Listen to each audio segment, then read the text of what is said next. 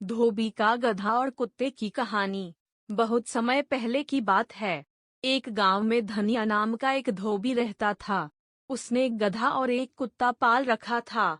वह रोज सुबह लोगों के मैले कपड़े नदी के घाट पर ले जाता और उन्हें धोकर शाम को गधे की पीठ पर लाद कर ले आता। दिन भर थका होने के कारण धोबी को रात को बहुत नींद आती थी। एक रात धोबी गहरी नींद में सो रहा था।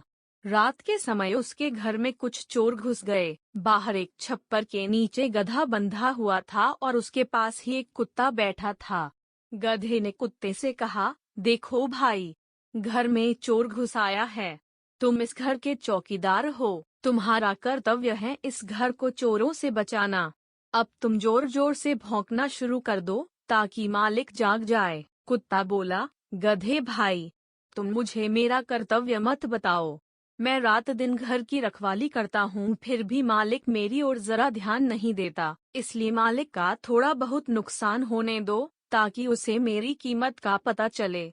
गधे ने गुस्से में कुत्ते से कहा, धोखेबाज, तुम तो बड़े नमकहराम हो। कुत्ता बोला, तू बड़ा वफादार है मालिक का। मालिक और नौकर दोनों को ही अपने अपने कर्तव्यों का ध्यान रखना चाहिए। जब वह मेरे पर ध्यान नहीं देता तो मैं ही क्यों उस पर ध्यान दूं? वह तेरा बड़ा ख्याल रखता है, तू ही उसे जगा दे। कुत्ते की बात सुनकर गधे को बड़ा क्रोध आया और वह जोर जोर से ढेचू डैश ढेचू चिल्लाने लगा। धोबी गहरी नींद में था, परंतु गधे की आवाज सुनकर उसकी नींद टूट गई। धोबी को बहुत गुस्सा आया। उसने एक मोटा डंडा उठाया और बाहर आकर गधे पर पीटने लगा। उसने गधे को डंडे से खूब पीटा।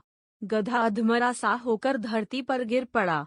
कुछ समय बाद जब गधे को होश आया तब कुत्ते ने पूछा, क्यों भाई गधे, क्यों गहरी नींद सता रही थी? गधे ने उसकी बात सुनकर कहा, नहीं कुत्ते भाई, अब मैं समझ गया कि जिसका काम उसी को साजे, दूसरा और करे तो डंडा बाजे।